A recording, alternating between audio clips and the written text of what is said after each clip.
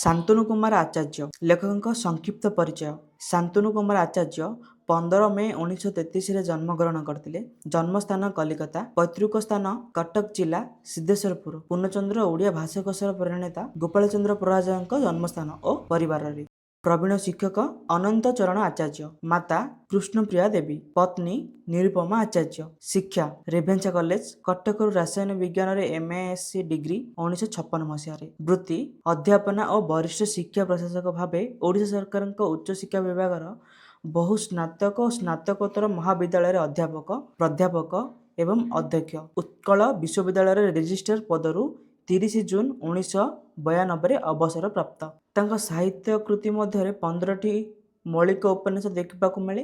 ସେଗୁଡ଼ିକ ହେଲା ନରକିନ୍ନର 1962 ମସିହାରେ, ଶତାବ୍ଦୀର ନଚିକେତା 1965 ମସିହା, 3ଟି ରାତିର ସକାଳ 1969, ଦକ୍ଷିଣାବର୍ତ୍ତ 1973, ଯାତ୍ରାର ପ୍ରଥମ ପାଦ 1976, ଅନ୍ୟ ଏକ ସମୟ ଅନ୍ୟ ଏକ ଭାରତ 1977, ଶକୁନ୍ତଳା 1980, ମନ୍ତ୍ରୀଙ୍କ ସେୟାର 1988, ଧରିତ୍ରୀର କାନ୍ଦ 1994, ଅନୁ ହଜିଯିବା ପରେ 1996, ଅଦୃଶ୍ୟ ଜଗତରୁ ବାର୍ତ୍ତା 1996, ବିଲି ଗୋଟେ ବନାମ ଉରୁବେଳ ଘୋଟ ଆଉ ସ୍ୱର୍ଣ୍ଣ ତ୍ରିଭୁଜ 1998, ତୃଷ୍ଣା ଏକ ଅନାବୃଷ୍ଣ ଆମେରିକା 1999, ଅନ୍ନମାର କନ୍ୟା 2003।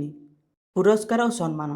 କେନ୍ଦ୍ର ସାହିତ୍ୟ ଏକାଡେମୀ ପୁରସ୍କାର 1993 ମସିହାରେ ଗଳ୍ପ ସଂକଳନ ଚଳନ୍ତି ଠାକୁର ପାଇଁ। ସାରଳା ପୁରସ୍କାର ଇମ୍ଫା 1987ରେ ଶକୁନ୍ତଳା ଉପନ୍ୟାସ ପାଇଁ। ଓଡ଼ିଶା ସାହିତ୍ୟ ଏକାଡେମୀ ପୁରସ୍କାର 1962 ମସିହାରେ ନରକିନ୍ନର ଉପନ୍ୟାସ ପାଇଁ। ଭାରତୀୟ ଭାଷା ସାହିତ୍ୟ ପରିଷଦ କୋଲକାତା ପକ୍ଷରୁ କୋଣାର୍କ ପୁରସ୍କାର 1994 ମସିହାରେ ଚଳନ୍ତି ଠାକୁର ଗଳ୍ପ ସଂକଳନ ପାଇଁ। ଓଡ଼ିଶା ସରକାରଙ୍କ ସଂସ୍କୃତି ବିଭାଗ ପକ୍ଷରୁ ପ୍ରଦତ୍ତ ରାଜ୍ୟପାଳଙ୍କ ଫଳକ ପୁରସ୍କାର ଏବଂ ସମ୍ମାନପତ୍ର 1993ରେ ସାମଗ୍ରିକ ସାରସ୍ୱତ କୃତି ପାଇଁ। କଥା ଫାଉଣ୍ଡେସନ ଦିଲ୍ଲୀ ପକ୍ଷରୁ ପ୍ରଦତ୍ତ କଥା ପୁରସ୍କାର 2003 ମସିହାରେ ତାଙ୍କର ଆନମାର କନ୍ୟା ଉପନ୍ୟାସ ପାଇଁ।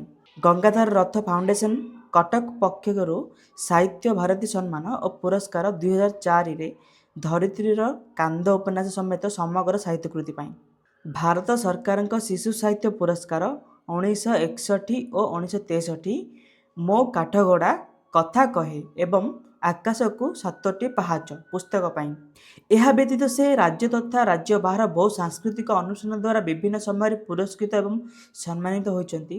ବହୁବାର ଆମେରିକା ଭ୍ରମଣ କାଳରେ ବିଭିନ୍ନ ସହରରେ ବସବାସ କରୁଥିବା ପ୍ରବାସୀ ଓଡ଼ିଆମାନଙ୍କ ବିଭିନ୍ନ ସାଂସ୍କୃତିକ ଅନୁଷ୍ଠାନମାନଙ୍କରେ ବୌଦ୍ଧିକ ଆଲୋଚନା ଚକ୍ରମାନରେ ବକ୍ତୃତା ପ୍ରଦାନ ପାଇଁ ଏକାଧିକ ବାର ସମ୍ମାନିତ ହୋଇଛନ୍ତି